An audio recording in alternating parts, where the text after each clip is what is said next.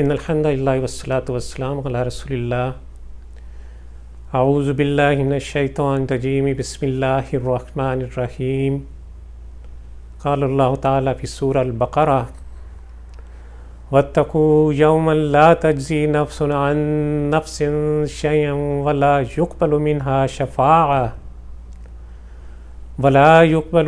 شفاعة ولا يؤخذ منها عدل ولا هم ينصرون۔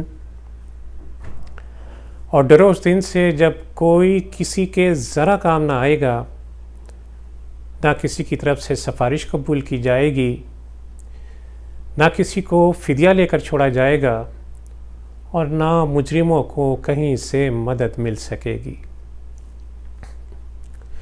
اس آیت مبارکہ میں روز قیامت کی نقشہ کشی کی گئی ہے۔ قیامت، حشر نشر، جزا و سزا کا عقیدہ جو انسان کے دل میں مسئولیت کا احساس پیدا کرتا ہے، اس کو بیان کیا گیا ہے۔ یہ ایک محکم یقین دہانی ہے کہ مت بھولو کہ ایک دن تمہیں اپنے رب کے حضور کھڑے ہو کر اپنے ایک ایک کام کی جواب دہی کرنا ہے۔ اس دن ہر شخص اپنے اعمال کی پکڑ میں ہوگا۔ کسی بھی پکڑے ہوئے شخص کو چھڑانے کی 3 صورتیں ممکن ہیں۔ ایک یہ کہ اس کے لیے کوئی سفارش کروائی جائے، یا فدیہ دے کر چھڑا لیا جائے، یا زور زبردستی سے اس کو نجات دلائی جائے۔ قیامت کے دن ان میں سے کوئی طریقہ بھی ممکن نہ ہو پائے گا۔ یہ وہ دن ہوگا جس میں نہ کسی سے معاوضہ لیا جائے گا، نہ کسی کے حامی ہوں گے، مددگار ہوں گے، نہ کسی کی سفارش چلے گی، نہ کوئی حمایت یا کسی کی مدد کی جا سکے گی۔ فما تنفعهم شفاعۃ الشافعین، اس دن سفارش کرنے والوں کی سفارش ان کے کسی کام نہ آئے گی۔ خود جہنمی جہنم سے صدائے حسرت و یاس بلند کریں گے۔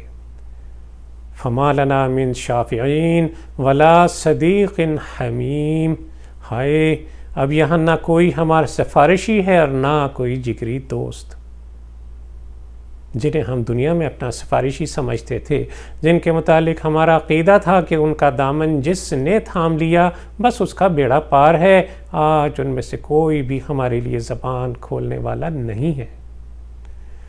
بنی اسرائیل کو ابراہیم، اسحاق اور یعقوب علیہم السلام جیسے انبیاء کی اولاد میں سے ہونے کا گھمنڈ تھا۔ وہ سمجھتے تھے کہ ان کی نجات کے لیے ان انبیاء سے نسبت ہونا اور ان کی سفارش کا ہونا ہی ہمارے لیے بہت کافی ہے۔ وہ بھول گئے تھے کہ اللہ کے ہاں کام آنے والی اصل چیز عہد الہی کی پابندی ہے، ایمان ہے، عمل صالح ہے، مگر انہوں نے اس سے بے پرواہ ہو کر محض آرزوؤں کے ہوائی قلعے تعمیر کیے۔ افسوس، آج ہم مسلمانوں میں بھی کچھ ایسی ہی خرابیاں درکار آئی ہیں۔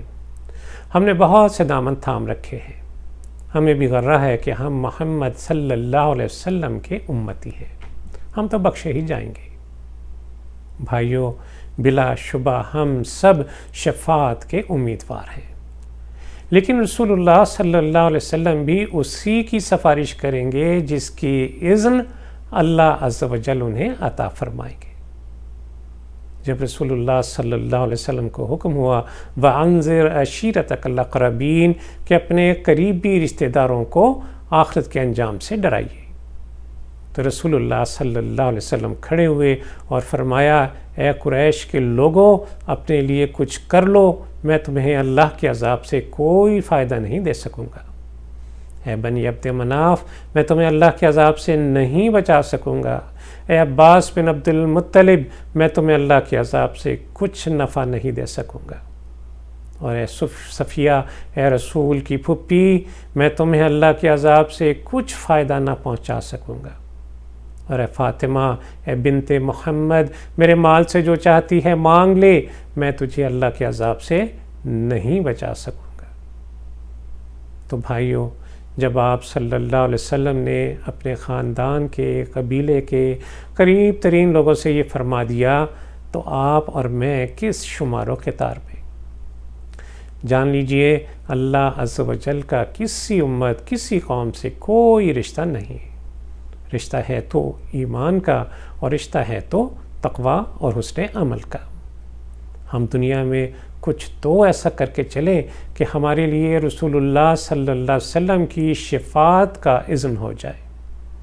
اللہ عز و جل سے دعا ہے کہ وہ ہمیں صالح اعمال کی توفیق عطا فرمائے، ہمیں زندگی کی بے ثباتی اور آخرت میں اللہ کے حضور حاضری کا کامل یقین ہو جائے۔